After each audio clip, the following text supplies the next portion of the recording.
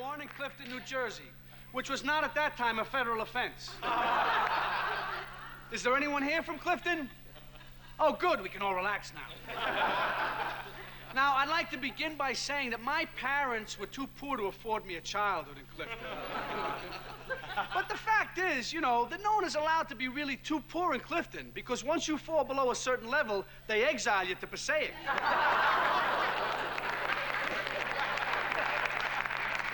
But you know, my parents did put the first 2 down payments on my childhood, don't get me wrong.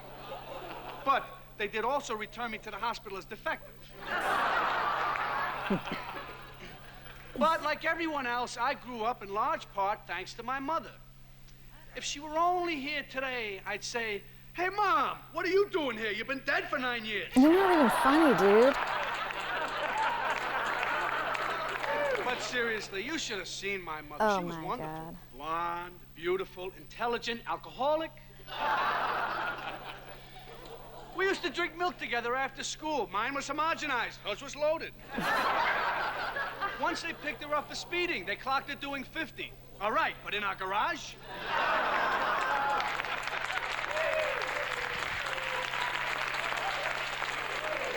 And you know, when they tested her, they found out that her alcohol had 2% blood.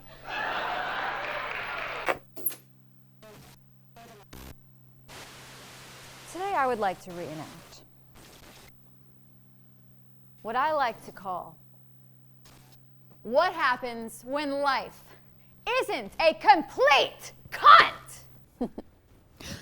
I'm sorry, Mr. Langford. Oh, how did you get in here? Vincent, that's all right. Miss Pupkin is a friend of mine. Oh, I see. That's all right. Now, if you would be good enough to show us to a nice table. Certainly.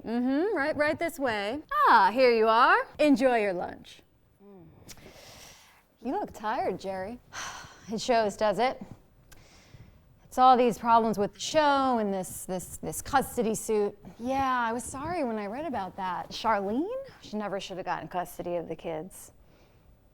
If there's anything I can do to help. You know, just talking about it with you, it helps a little. Never mind.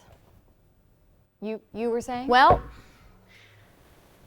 I've been giving a lot of thought to your situation, Jerry, ever since I saw you starting to slip in the ratings. And I think I know what your problem is. Yeah? Sure. People are, they're tired of seeing, you know, the same faces over and over again. It's these same people that just make their livings off of talk shows and game shows, and they don't really do anything else. You know, it's just, they've seen them, and they've heard them, and they just can't stand it anymore. Mooney? What? Who are you talking to? What are you doing down there so late? Shut the fuck up, Mom. I'm working on my big breakthrough. Can you keep it down, please? I need to go to work in the morning. This is fucking important, okay? If you can't sleep, I'm sorry. Maybe go in the kitchen and fucking cook something. Fuck!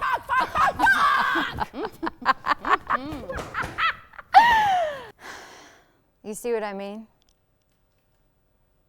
What you need on the show is some unknown quality, some brilliant young talent making her television debut. Imagine the suspense. Who is this young girl?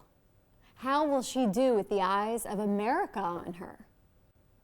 Something like that has got to help. And that's where you come in. Why not, Jerry? Yeah, I'd be loyal to you. I'd give you the credit you deserve. And anytime you need me, I'm there doing a tight 5 at Guild scale. I'd be grateful, Rooney. I really would. What's this? Compliments of your loyal audience. My loyal audience? Oh, this is too much. What are you doing after this? Well, what have you got in mind? Well, there's still time to catch the Cubs and the Mets out at Shea. That sounds great. But first, a toast to you and all of your success. To Rooney. Oh, Jerry, thank you.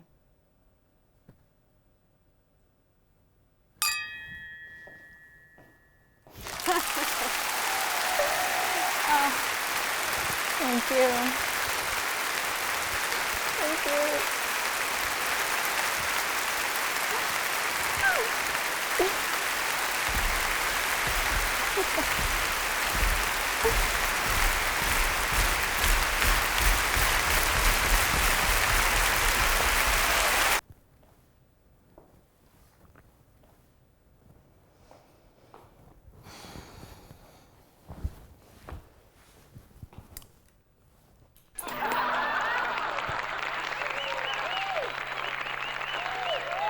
Well, as for me, hey, I was the youngest kid in the history of the school to graduate in traction.